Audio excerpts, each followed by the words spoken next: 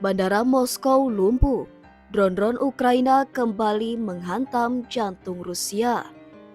Dari ibu kota Moskow hingga wilayah perbatasan Kursk, pertempuran kini semakin dekat ke tanah Rusia sendiri. Apakah ini pertanda babak baru dalam perang Ukraina? Selasa pagi 6 Mei 2025, Rusia menutup semua bandara di Moskow bukan karena badai atau kabut, tapi karena gelombang serangan pesawat nirawak dari Ukraina untuk malam kedua berturut-turut. Badan Penerbangan Rusia Rosaviatsia mengonfirmasi penutupan 4 bandara utama demi keselamatan penerbangan. Wali kota Moskow Sergei Sobyanin menyebut 19 drone Ukraina dihancurkan sebelum mencapai pusat kota. Meski tidak ada korban jiwa, puing-puing drone jatuh di jalan utama menuju Moskow. Ini menunjukkan bahwa pertahanan Rusia meskipun bekerja tidak sempurna. Ini bukan serangan pertama Ukraina ke jantung Rusia, tapi skalanya makin besar. Dan bukan hanya Moskow yang jadi target. Warga di Penza, Voronezh, dan Kharkiv juga mendengar suara ledakan pada malam yang sama. Militer Rusia mengklaim telah menghancurkan 26 drone di berbagai wilayah. Namun laporan dari blogger militer Rusia menyebut beberapa drone berhasil mendekati area permukiman hingga menyebabkan kerusakan di gedung apartemen selatan Moskow. Tapi yang paling mengejutkan adalah laporan dari perbatasan Kursk. Ukraina dikabarkan kembali meluncurkan operasi darat di wilayah Rusia.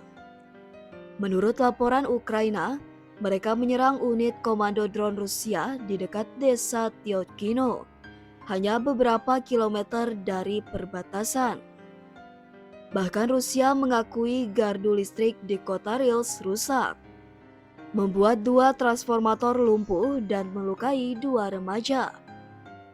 Blogger militer Rusia menyebut pasukan Ukraina menembakkan rudal, meledakkan jembatan, menyeberang ladang ranjau dengan kendaraan pembersih ranjau, lalu masuk dengan kendaraan lapis baja.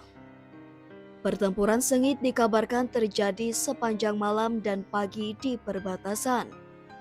Ukraina bahkan menyatakan bahwa mereka masih mempertahankan kehadiran militer di Kursk, meski Rusia mengklaim telah membersihkan wilayah itu sejak April. Mengapa Ukraina nekat menyerang wilayah Rusia? Jawabannya mungkin ada pada satu kata: zona penyangga. Tujuannya melindungi kota Sumi dan wilayah timur laut Ukraina dari serangan Rusia, membuka ruang tawar dalam negosiasi masa depan, dan yang paling jelas, mengacaukan logistik dan moral Rusia.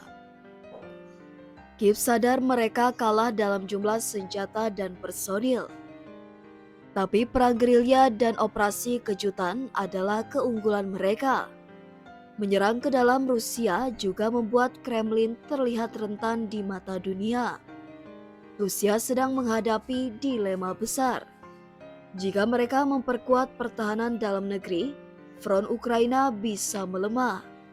Tapi jika mereka terus fokus menyerang Ukraina, rumah sendiri bisa jadi medan perang. Dan di sisi lain, Ukraina berhasil menunjukkan bahwa mereka masih punya taring, meski kalah dalam kekuatan konvensional. Perang ini telah berlangsung lebih dari 3 tahun, tapi kini medan tempurnya berpindah dari Donbas ke Kursk, dari Kharkiv ke Moskow. Dan yang jelas ini belum akan berakhir.